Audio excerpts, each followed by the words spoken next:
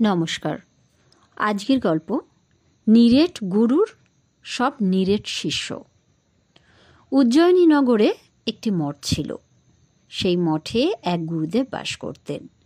বেশ কয়েকজন শিষ্য জুটেছিল তার, কিন্তু তিনি ছিলেন একেবারে নিরেট মূর্খ। তেমনি তার শিষ্যগুলো একই দশা ছিল। যোগ্য গুরুর যোগ্য শিষ্য ছিল সব। একসময় মঠে খুব ইঁদুরের উৎপাত শুরু হলো। সারা রাত ধরে তারা খুটখাট দুমদাম শব্দ করে, এটা ধরে টানে ওটা ধরে খায়। তাদের কিচকিচ ডাকে আর উৎপাতে গুরুর রাতে ভালো ঘুম হতো না। এই জ্বালাতন তিনি আর সহ্য করতে পারলেন না। চললেন এক বন্ধুর কাছে পরামর্শ করতে। তার বন্ধু ছিল একজন বুদ্ধিমান ব্রাহ্মণ লোক। তিনি বললেন, এজন্য আর ভাবতে হবে না তোমায়, খুব সোজা রাস্তা আছে, আমি বলে দিচ্ছি তোমায়। আরে একটা বিড়াল ধরে এনে রেখে দাও ঘরে, দেখবে সব ইঁদুর উধাও হয়ে যাবে। গুরু অবাক হয়ে বললেন, বেড়াল? সেটা আবার কি বস্তু? কোথায় পাওয়া যায় বলো তো? দেখিনি তো কোনোদিনও, শুনিও নি এমন ধারা জীবের কথা। বন্ধুর কথা শুনে ব্রাহ্মণ বললেন, বেড়াল কোনোদিনও দেখনি তুমি?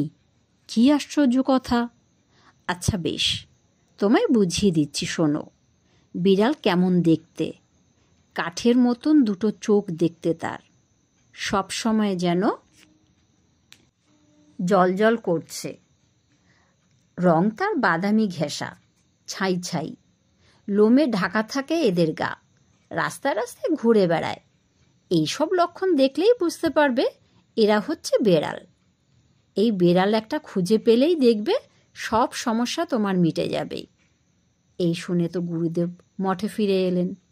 এবার নিরেট গুরুদেব তার শিষ্যদের বললেন বেড়াল ধরে আনতে। তারাও তো যথারীতি বেড়াল চেনে না।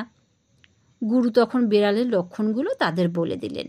বললেন, নাও বাপু, এবার একটা বেড়াল ধরে আনো তো দেখি। পথে পথেই তো এরা ঘুরে বেড়ায়, তাহলেই তো খুঁজে পেতে তোমাদের আর কোনো অসুবিধা হবার কথা নয়। একটা বিড়াল ধরে আনতে পারো কি না দেখো। গুরুর কথায় শিষ্যরা কি বুঝলো কে জানে, হুড়মুড় করে তো বেরিয়ে পড়ল রাস্তায়। কিন্তু বিড়াল আর দেখতে পায় না। তারা তো ভয়ে অস্থির। এই রে, গুরুদেব যদি রাগারাগি করেন। শেষে দূর থেকে দেখেন একজন আসছে। সে ছিল একজন ব্রাহ্মণ বালক। চোখ দুটো তার অস্বাভাবিক চকচকে। একটা হরিণের চামড়ায় গা ঢেকে সে এদিকেই আসছে। শিষ্যরা তো হইচই করে উঠল। এই তো বেড়াল পেয়েছি, ঠিক চকচকে কাচের মতো চোখ, গায়ের রঙও বাদামি ঘেঁষা, লোমশ চামড়ায় ঢাকা। চল চল, একে ধরে নিয়ে যাক। এই বলে তারা ছেলেটিকে নিয়ে হাজির হলো মঠে। গুরু ভাবলেন, আমার শিষ্যরা কি কাজের, দেখো একদিনেই কত সুন্দর একটা বিড়াল খুঁজে এনেছে। বন্ধু যা যা লক্ষণ বলেছিল সব তো এর মধ্যেই আছে। তিনি ছেলেটাকে নিজের ঘরে এনে রাখলেন। এদিকে ওই ছেলেটিও ছিল তেমন বোকা। সে ভাবল, তাই তো, সবাই যখন বলছে তখন তো আমি নিশ্চয়ই বেড়াল। বিড়ালে যা যা লক্ষণ এরা বলেছে সবই তো আমার মধ্যে আছে, তাহলে আর কি। এখন ঘটনাক্রমে মঠের গুরুদেবের সেই ব্রাহ্মণ বন্ধু হলেন এই ছেলেটির গুরুদেব। তিনি ভাবলেন, যাই একবার দেখে আসি আমার বন্ধু মঠে কি ব্যবস্থা করলেন, বেড়াল পাওয়া গেল কিনা সেটা দেখে আসি। এই ভেবে ব্রাহ্মণ মঠে গেলেন পরদিন সকালে। এসেই তো অবাক হলেন, তার শিষ্য এই ব্রাহ্মণ বালকটিকে কে এখানে আনলো। গুরুকে প্রশ্ন করলে তিনি উত্তর দিলেন, কেন, তুমি তো একটা বেড়াল ধরে নিয়ে আসতে বলেছিলে।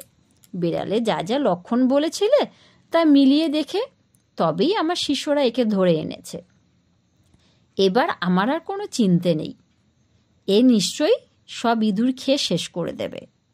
শুনে তো ব্রাহ্মণ অবাক। তিনি হো হো করে হাসতে লাগলেন। কিছুতেই তার হাসি আর থামে না। অনেক কষ্টে হাসি বন্ধ করে তিনি বললেন, মানুষ আর বিড়াল যে অনেক তফাৎ। মানুষ হচ্ছে দুপেয়ে জীব, বেড়াল হচ্ছে চার পেয়ে, এছাড়া এর একটি লেজ আছে। মূর্খ শিষ্যরা এবার তার কথা শুনে ছেলেটাকে ছেড়ে দিল। একে দিয়ে তো আর ইঁদুর মারা হবে না। তারা নিজেরা বলাবলি করলো, চল এখন বিড়ালে যা যা লক্ষণ শুনলাম সেই মতো একটা বিড়াল খুঁজতে হবে। তাদের এই ধরনের বোকার মতো কথা শুনে চারপাশের লোকজন সব হাসতে লাগলো। নমস্কার।